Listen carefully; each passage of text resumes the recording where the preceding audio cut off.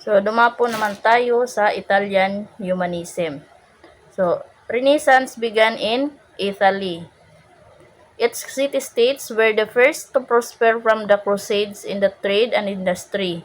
Italy was the home of the Greco-Roman culture, and the tradition of this culture had persisted more in Italy than in other parts of Europe. Furthermore, bankers and rulers of many city-states in Italy were ardent patrons of humanism, supporting literary studies in the universities, the establishment of libraries, and the maintenance of court school. So ito ang naging simula ng modernong pag-iisip sa agham, edukasyon at kultura. Pinalaganap ang pag-aaral ng panitikan, sining, kasaysayan at filosofiya mula sa ancient Greece at ancient Rome. Itinuro ng humanismo na ang tao ay may kakayahang matuto, mag-isip at umunlad, hindi lamang umasa sa paniniwala noong Middle Ages.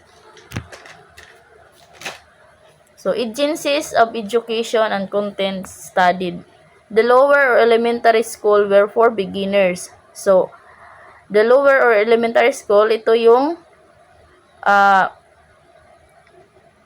mga unang baitang sa paaralan, yung mula grade 1 to grade 6. The secondary or court schools were equivalent to college but later became preparatory schools when the universities adopted humanism. So, nung tanggapin ng universidad ang humanism, kinailangan ng mga estudyante ng mas maayos na paghanda. Kaya ang mga sekundarya ay naging preparatory school para sa humanistic education. Universities evolved later as the value of humanistic education was recognized. So, dati ang universidad ay nakatuon lamang sa relihiyon at batas. Nang makita nila na mahalaga rin ang humanistic subject tulad ng filosofiya o sining at agham, nagbago ang kurikulum at pagtuturo. Aims of Italian humanism. So, academic freedom. To free the individual from demands imposed by institutions such as the church, guilds, lords, and monasteries. So, nung Middle Ages, kailangan sundin ng mga tao ang utos ng simbahan at mga pinuno. Limitado ang kanilang kalayaan sa pag-iisip at pagkilos. Kaya sa panahon ng Renaissance at humanism, nagkaroon ng kakayahan ang tao na mag-isip para sa sarili. Hindi lang sila basta sumusunod sa mga institusyon, mas pinahalagahan na nila ang sariling kakayahan at desisyon. Abundant living. To develop a versatile individual capable of getting the most possible out of life so that he could have an abundant life. So, napaunlad ang isang tao na maraming kakayahan, hindi lang sa isang bagay magaling, kundi marunong sa iba't ibang aspeto ng buhay tulad ng pag-isip, pakikisalamuha at praktikal na kakayahan. Liberal education. To have a well-rounded personality and to enhance individual excellence, the mind, body, and moral sense are being developed. So, layunin nito na palakihin ang isang tao na hindi lang matalino kundi malusog at may mabuting ugali para maging mahusay at balansi ang kanyang pagkatao. Methods of instruction. So, writing teams develop skills in writing. So, ang pagsusulat ng iba't ibang paksa ay nakatutulong itong mahasa ang kakayahan sa grammar, ideya, pagpapahayag at organisasyon ng mga salita.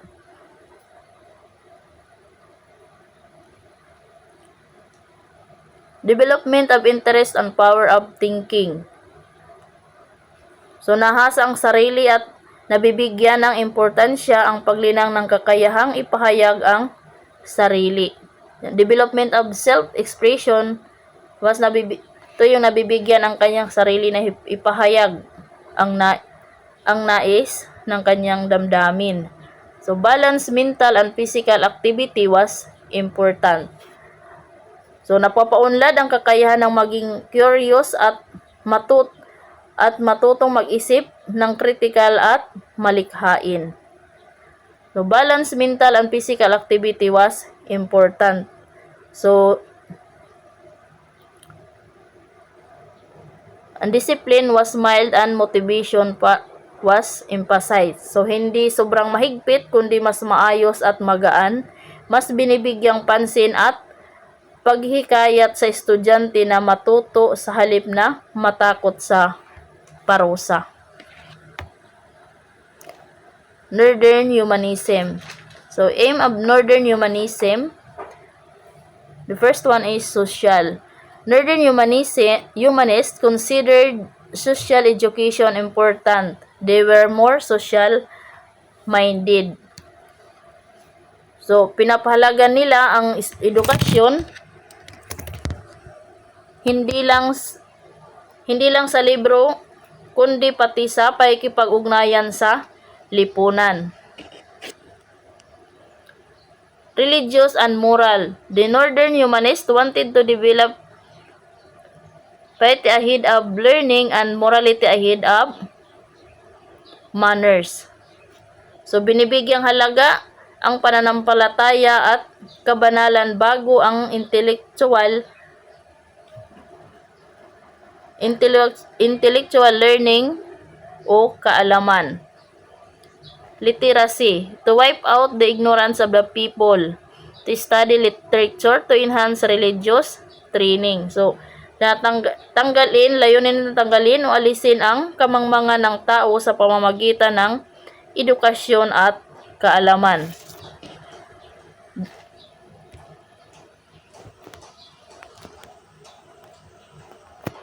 Democratic. To democratize education and to make education accessible to all classes of society.